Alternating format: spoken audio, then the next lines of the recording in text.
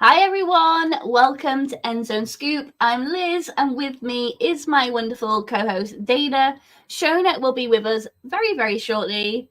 Now, for those of you who are listening to us live, don't forget you can use the chat function. You can ask us questions at any point, or just share your thoughts during the show, whatever you've got in your mind. But I think before we get into any of this and get into this new season that's about to start on Thursday. This is probably actually the first time that we've all jumped on the call since February time. Yeah, it was February after the Super Bowl. Yeah, it was. It's straight after Super Bowl. So whilst we've had our little WhatsApp updates, we've not really spoken to our listeners and told them what's going on in life. So yeah, it'd be nice to give them some little updates. Shona's got an update that's quite important, but I'll let her do that when she gets here. Dana, why don't you go? It's been an eventful summer. I was was lucky enough to go to cover the draft for Our Turf Football, and that was very fun. Detroit put on a great show. It was very nice, and the setup that the NFL had set up for us media members was wonderful, and so it was so nice. I love the draft because it kind of renews my excitement and enthusiasm for football again, because like I've said a million times, it's like Christmas morning for those guys when they were like 5 years old, right? And so they're just giddy and the families are happy. It's just a very joyful environment, and I love that. So the draft is always so fun to cover. And then I was actually in your neck of the woods in May. We came over to celebrate my son's birthday. He is a big Luton fan, and so he wanted to see them. God love him. He wanted to see him before they got kicked out of the Premier League. He knew they weren't going to last long. And so even though he loves that team, so we went over and got to watch them play my husband and I's favorite team, which is West Ham. So that was really nice in May. And then, it's just been very hot here in the States. But what's interesting for me is that we truly are in an age where football never stops. It just goes and goes and goes and goes. So how was your off season? It's been an interesting one. So I think most of my listeners know, obviously, I went through divorce, and that's all on good, and that's all fine. He and I get on really, really well, so that's great. And I'm glad that we still have a good friendship, which is really important. So I think this off season for me is kind of just being a bit of grounding and just kind of going back and figuring out what I want out of life and all that kind of stuff. So it's been really nice actually, but I haven't gotten out too much. I went up to Scotland in May, so I think that's the same time you were. Yes, we just missed each other. Yeah, we did. So yeah, I went up to Scotland in May, had a really good time. I love being up there, just being in nature and all that kind of stuff. So no, it's so nice. And just lots of catching up with friends, moving, getting settled in here and things like that. So yeah, it's been busy, but I'm excited for the season to be back. But it's funny, I feel the off season for me is one of those things where I've got all these grand plans of what I'm going to do with content and things like that. I'm definitely going to do about this, and it's crap, it's September the 2nd. I know, it goes so fast, right? It goes so quickly. It goes so quick. The NFL season is 9 months long, and so you only have this little hint, and then it's what happened to that? I want to say hi to Graham. Graham is in our chats, and he's welcome back. Graham, we missed you too. Thank you so much for watching. Yeah, for sure. But yeah, it is interesting how quickly it goes. It's very interesting that way. So yeah, definitely. There's a cool bar kind of not too far from where I live, and they've got this countdown on their wall, and it's a countdown to the Super Bowl. I was like, guys, I'm not ready to see that number of days yet. Oh, sorry, I was muted. Yes, for sure. It's really interesting. So I think that it feels like when you're watching football, 2 and 3 times a week during the week, and then you get to this off season, it feels like there's a void. Now there isn't for me, because I move right into soccer, right? Because I just love it. I think I get 1 week of no sports. That's it. And I think though, what threw me off is usually training camp is real boring for me. I just don't care. Get practice. Let's do this. But with the Olympics, I think in between because I was still completely glued to sports. So yeah. That was fun. The Olympics, actually, I've got to say, it's one of those things where I'll watch it if it's on, but I got really into watching like the kayaking, the wall climbing. It was so cool. It was really neat. So even like the skateboarding, that was pretty cool. Like I really love stuff like that. Like I really like watching it. But it's nice when there's stuff going on over the summer. Like sports wise to keep you entertained, isn't it? Yeah, absolutely. So were there any surprises for you in this off season news wise? I mean, I have a couple, but it was kind of an uneventful. There was a big I was gonna say, and I'm trying to think from when we last spoke. One of the times we breakdancing, Graham just mentioned, that was iconic. Do you see that? If you didn't see, it's probably more the point. But yeah, wow. Right. I mean, even I could maybe just do that better. I'm definitely no Ray Gunn, but best the off season. I think when we last spoke, we were talking about Pete Carroll. I can't remember if he'd been given a chop by then or not. But one conversation I kind of remember was you saying something along the lines of, I think the owner might sell it at some point, but not yet. And at that point, that's when maybe Pete Carroll would go. So I don't know. That's probably been the shockest thing. Here she is. Right. So yeah, I think that's been the biggest shocker. But I'm excited about the new coach. I'm excited about kind of what could be really. Like I don't have any major expectations of what to kind of expect, but I do feel quite excited about it. So I think that'll be good. Yeah, that was, I think, for Seahawks fans, that was kind of a shock. For any of our listeners who watch me on my other podcasts, it's very well known that I was not quick to warm to our new head coach. I was a little pissy about it. Let's just be honest. But I very much have warmed to him now, and I'm loving the feel of this team. I think what one of the most fun things for the beginning of every new season is to watch those new head coaches and to watch the rookie quarterbacks. I think that we have all said a million times that, it takes 4 to 6 games for a team to really kind of settle into who they are. But so those first few games, it's really fine. It's like, is the expectation going to meet? What are we thinking? Is Caleb Williams worthy of his captain title that he just got today? Is he going to completely turn around the Bears? You have will the Carolinas perk up with Carolina Panthers, perk up and become the team with their new head coach who's so young. And so there's a lot of excitement for fan bases who have a shiny new toy, whether that be, a new player, whatever it may be. But so I think that, Belichick is Belichick, right? And so he's never going to go away. There's a whole theory out there. I don't know if you guys have seen it about how this is Mike McCarthy will get fired this year and Bill Belichick's going to go coach the Cowboys, which just makes me dislike the Cowboys even more. But so it's just a rumor theory though. But so there's and so he and Pete, kind of the old guard shifting out, right? And now having all of these very young head coaches in. Hi Shona, how are you? Sorry guys. Traveling in from Inverness, rain, slow traffic, lorries. Gotta love it all at once. All the time because you're 7 months pregnant. Yeah. Exactly. So that's the big news that our listeners probably don't know, right? Probably actually, yeah. The bump is. I can show the bump is bumping. Oh my goodness, what a belly. That's the first time I've seen it. That's so cute. I hope you guys don't mind. We're very excited for Shona, and we're excited that she's agreed to do another season with us, even with this baby. Exactly. I was like, you sure? I have a partner. He's the dad. He can have his child. He can handle it. He's thank you, Graham. That's so nice of you. Like people are like, oh yeah, like who's babysitting? Oh yeah, the dad. I'm like, no, the dad's not babysitting. He's just trying to have his own children. Yes, exactly. Well, we were talking earlier about any outside of babies surprises, or any thing that caught you off guard with the off season, like earlier in the in this. Mine was probably not football related though. Mine was the whole news surrounding the Kansas City Chiefs that they know their kicker is kind of like a major trumper. And then Travis Kelce and Patrick Mahomes had to come out and like defend the guy. And I'm like, I don't really know how you can defend it unless you also vote for it. So my big sort of like take of the season is defending all these big stars are actually just major Republicans. Yeah, that was a little rough in this in town. And here's the interesting thing is I think that showed that they are good teammates, that they're going to support their team. I will tell you, they don't align those thought processes though.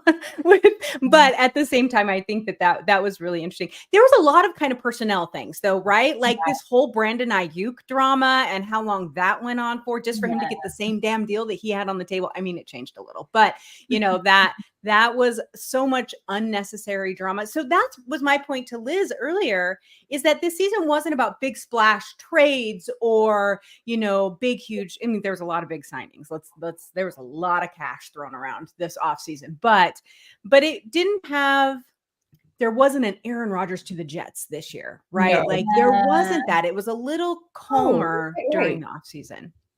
And also, did you hear the latest that Patrick Mahomes came out and said that Taylor Swift's been like doing plays and that they might throw one in? And I'm like, oh my God, could you imagine if they say like they've lost a game because they had a Taylor Swift play? I think all their fans would die. I personally am so sick of the words Taylor and Swift in this town. You guys have to remember that I live in Kansas City. Yeah. It's a little much. I don't even live in Kansas City, and I am sick of the words Taylor and Swift. No, you know what's interesting though? I do love the fact that she brought in a whole new fan base. And I think we talked about that during the season last year. I love new fans. I love new, energy into the NFL. It's not just an old boys game anymore. And I love that. So if that's what it took, come on in, ladies. Let's go. Patrick Mahomes said that on an interview. He said he loves to hear that there's all these young girls sitting down with their dads, hanging out, watching football. And I agree. That's been kind of one of the nicer things that has happened. Yeah. So. Graham in chat said Ayuk wanted to leave until he saw the Steelers and went in for him. And he went, "Now I'll stick to San Francisco." We're going to talk about the different. Amen, Graham. He says, "I'd rather Taylor Swift than Jackson Mahomes." Or Brittany, either one. So the interesting thing though, I think and we're going to talk about who we think the risers and the fallers are for each conference. But I think that I agree with that, but I disagree with that when it comes to the team. So we're gonna talk about that here in a little bit, for sure. Let's dive straight into that if you want. Awesome. That's great. I feel like Dana, I feel like you've got stuff to say. I feel like you've got some opinions. What? Me? Opinionated? Never, right? No. Here's the interesting thing. We are now in the AFC where we were 5 to 20 years ago, right? We have a team that sits on top and they just kind of just keep sitting there and keep sitting there. So now, as much as Chiefs fans hate the comparison, you have the Chiefs have become the new Patriots, right? Yeah. And so the interesting thing with that is that everyone is gunning for you. And at the same time, everyone assumes you're going to be great. And I think that that's wonderful, but that's a lot of pressure too. Mm-hmm. But all you hear about is three-peat. It has never happened before. The statistical odds are very low that it will happen again. But as we know in football, weirder things have happened, right? And so you have that. Well, then in the NFC, I think you have a little more movement, not as much security in the top team. Everyone assumes the 49ers just because they've been so good for so many years now. Well, a handful of years. But they haven't been able to break through to this, to win the Super Bowl. And yet you have a lot of upstart teams and you have a lot of teams that are kind of gunning for them and you don't feel as secure in that top spot in the NFC. Do you guys think they're any different? I actually, sleekingly dark horse for me is the Detroit Lions in the NFC. Because I just think they managed to get their, shit together at the end of last season. And they were 6-3 at home, I think, and 6-2 at home and 6-3 away, 12-5 record.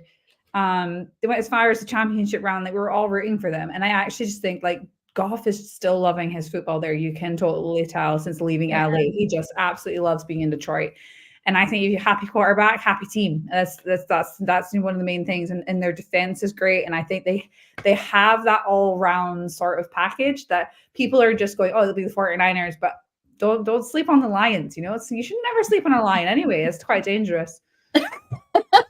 Thanks. Yeah, man, you guys know I love the Lions. And I was so excited for them last season. I really, really wanted them to go ahead and do it for the NFC, but you know, they got so far, did it really good. Hopefully they do it this year. I think they've got the team for it. They've got the, I think, momentum now, because it has been building up for a couple of years and it's got to that kind of point. So I think it's exciting and I'm excited for them. I think a team that I think is going to do really well, or I hope is going to do really well, is the Ravens. I've just got a feeling about them this year. And I just, again, they're another team that I feel like it's been building up this momentum, and yeah, I'm hoping can go on and do it. But I don't know. What do you guys think about the Ravens? I like the Ravens. We'll have to see what they do now that they've lost their defensive coordinator, who's now the head coach in Seattle. Yeah. I still don't have a nickname for him. I'm struggling. Although the defensive coordinator in Seattle is the guy from the UK, Dirty Durde, but he goes by AD, right? So then I'm like, yeah. ADDC, like I can think of all kinds of things because he's a defense coordinator. Right. So I like think of all kinds of, if you guys don't know me, I love to nickname the coaches. I'm still working on my nickname. But it'll be, you do. You're obsessed.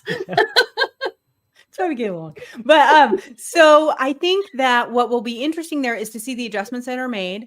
They did lose a couple of players, but I do think just under that constant stability of John Harbaugh and the continued talent levels that they have there, that they'll do really well with the Ravens. The other team I think you need to keep an eye on too is the Green Bay Packers. Now that would be a true dark horse just because they came on so strong at the end. So now what we've got to see is what happens when the expectation is then put on Love's shoulders again to continue the success that he had before. And they did have, they lost a couple players. They lost a big one for the season, unfortunately, already. But I think that could be an interesting team in the NFC also. Your mention of Packers has just made me think of Texans. They're in the AFC. Yeah. Yeah. But they were really interesting towards the end of their season. Like, they just, they found their feet and they did really well. So I don't know, it'll be interesting to see how they do this season. For sure. Yeah. I'm interested to see what happens with Eagles, because I actually put them as a slider rather than progressing this season, purely just because I think there's still a lot around. Is the quarterback good enough, or are they going to build that momentum around them? And I just feel like there's something at the Eagles that like they just seem to build up their hype and then they never live to it. So I'm quite fascinated to see how they come together this year. I don't think they'll do as well as last season is my bold prediction. Yeah. I think that what's interesting too is we always, and I want everyone to know, we say this all the time over at Our Turf, it's all shiny on paper, right? Like we are looking right now at, the people who have been injured and who haven't been injured. And by midseason, the team's going to look completely different because of injuries and that sort of thing. But starting off, so I want people to understand that because we know that things can change very drastically for a team. Hello, Cincinnati Bengals every year, right? Like that, they lose Joe Burrow, they're basically cooked at that point. So what's interesting with me, there is a few others. I do expect Chicago to be better. I don't think they're going to be the powerhouse that their sweet little lovey little fans want them to be. I don't know. He's not my favorite, but so, and then I look at like the NFC South. I don't know. The only real the Falcons, maybe. Like seriously, I think that yes, Kirk Cousins, Mr. Beige, will help them, and I think love him. Yeah, we do. But at the same time, I wonder how durable he is, how long he'll stay playing, and then you have to look Bijan Robinson. Is Kyle Pitts actually the player that we kept wanting him to be, or what is that? I think that's really interesting too. Then you do have the NFC West. There's a lot of people who are really high on the Rams. You have the question mark of the Seahawks with their new head coach and a whole bunch of new players. The Cardinals, how long will Kyler Murray last? So I think there's a lot of, and that was my point to begin with. San Francisco, is the one you have to knock off the top of the list, but there just seems to be going to be a lot of movement, I think, in the NFC, which could be the more interesting of the two conferences this year. Now, the AFC does have some interesting players or interesting teams in the mix. And like you said, CJ Stroud and the Houston Texans. I mean, let's see if they can take the next step again. They did pick up Stephon Diggs, and that's a huge receiving threat. And so hopefully we'll see what happens with them. There's a few other too. I think that the Colts, if Richardson can stay on the field, that they could be someone that could cause a little noise.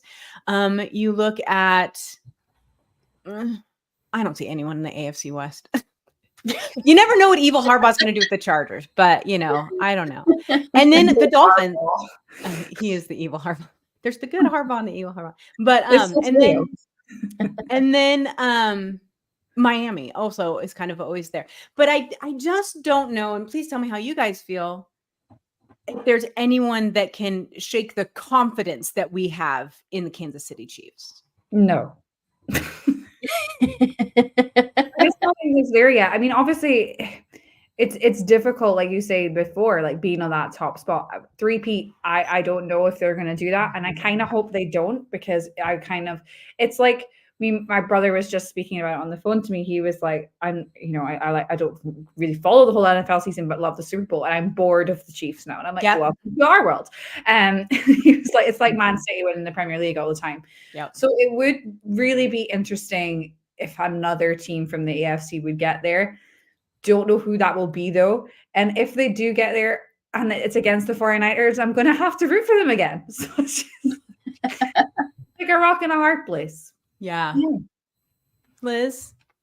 I don't know. Exactly like Shana said, I'm over the Chiefs on that front. But I do kind of like Taylor Swift though, so I got really good music this year. She always lets the side down. She likes, who she like again? I can't remember. She likes somebody we didn't like. Quarterback.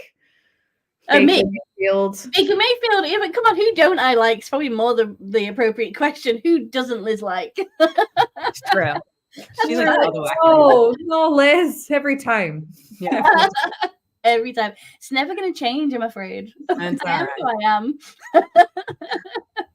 I don't know. Now, Liz, you brought up a really interesting question. You said you thought the Eagles were going to take a little slide this year. Definitely at the end of last season, they did. They had injury nightmare on that team. And I don't disagree with that. But at the same time, the Commanders might be better, but that division, I don't think the Cowboys are going to do it. I don't know. It's interesting. I think they'll not win the division. I just don't think they'll do well in the playoffs. Okay. I think they might be like a one and done type. Mm-hmm. I don't see them progressing like they want to, like the fans want them to progress. They've lost Jason Kelce, Fletcher Cox. That's literally the backbone of their offense and defense. It's big, huge losses. And they've obviously drafted trying to replace them, but that's a lot to put on to like two rookies. So I just don't feel like they're going to get the good start that they need and probably should have if they want to challenge in the playoffs for that spot. Yeah. The other team I'm worried about a little bit, which may or may not be called for, but I have a feeling this year is not going to be fantastic for the Buffalo Bills. I love Josh Allen still. I like that team a lot, but I don't know. I just have this weird feeling like after last year, their window has like shut just a little bit. Liz, do you think that's off? To be honest, I think you're right. I kind of remember we were talking about them before, all different teams. We mentioned like the Bengals, and I always associate the Bengals and the Bills because it's always a bit of a fight between them two. And it has been okay again for them between the past couple of years, but I just don't like to say I think the time's up for like both of them, really. Yeah, it's kind of I don't know, it's a shame, isn't it? Because you watch these teams and they're doing really, really well and then just lose. I don't know what it is, they lose something. Momentum, something, yeah. And there's something that goes inside them. So I don't know. I think you're right. It could be that they're a gunner, but I mean, I did just draft Josh Allen as my quarterback in my fantasy. So I was pretty excited about that as well. Yeah. I said, I still consider him one of the best quarterbacks in the league. I just don't know about the support staff around him. And so I think that's going to be, how, I don't know. I think I have a lot of question marks about that. Yeah, question marks also on the offensive coordinator, like Joe Brady. Is that who it is? I'm just I'm not sold on what he's selling, to be honest. I think he does well, obviously, with the weapons that Buffalo Bills have got. But I don't know how he would be like if he wasn't with those like, stars and Josh Allen and, James Cook, like, and I think that's part of the problem in the coaching staff at the Bills. I think that's, I think you're right, Dana. I think their time in the sun is probably up, and it's not. I hate that because like you just said, it's only going to take one or two players and they'd be right back in the mix again. So maybe they have a little off year. We'll see how that goes. There's a couple other teams, the Minnesota Vikings. I think that the loss of their rookie quarterback, because we don't really know what he could have done, but the possibility of it is going to be really hard. That sucks for Justin Jefferson after he got hurt last year. And now he's going to have to come in and play, with maybe not a full team. They have already, it's not even week one. Well, it's now officially week one, but they've already lost so many players to injury. So take a deep breath, Vikings fans. I think that this is a year to just smile and wave, like this is not your year. And then there's a couple of teams who I don't think have a chance of rising. Award, the Vikings, basically, What'd you say? I'm sorry. You have the participation award, the Vikings. Yeah. Injuries suck for them. And if they do better than that, awesome. Good for them. The other team who I do not see improving, and this, yes, is a little bias, is the Denver Broncos. Okay, so everyone knows I hate their head coach. I hate him. Don't think he should be in football. So I know, who would have thought? I only say it every time I get a chance to. But I do think what you didn't know. I didn't know. But I do like Bo Nix. I don't think he's going to be the savior that they think he's going to be, but I do think that he's a very talented young man. And I think that one thing Sean Payton, I don't even like to say his name, likes to do is he's really good with quarterbacks. If the rest of the team, where the hell they go? They got nothing. So I think that's going to, so unfortunately for AFC West fans outside of Kansas City, I think you're going to have a lot of the same for the next year. So is his name a swear word in your house, Dana? I feel like it is. Yeah. I won't tell you what we call him in my house. That's not nice. Funny, I've only just spotted that sign above your head, Dana. That's freaking brilliant. Guess who got that for me? My husband. Yes. Oh, Graham, you and I right here. Graham in comments might need a few bounties this year to help Denver. Exactly. Anyway, yes, exactly. So, well, it all kicks off on Thursday. I don't know if I'm going to stay up late for that. I'll probably watch it Friday morning. Definitely not. Yeah, you've got a good excuse. No, baby wakes me up at 5, so I could probably wake up and watch the end of the game. Yeah. It's like morning, it's time to get up, and I'm like, it's 5 a.m. That's not a godly hour to get up at all. Apparently, for baby's world, it is though. That's actually pretty good. Yeah. Well, I will definitely be watching it. And then I won't be home Friday. Do not forget that there's a game in Brazil on Friday night. So we have a Friday game this week.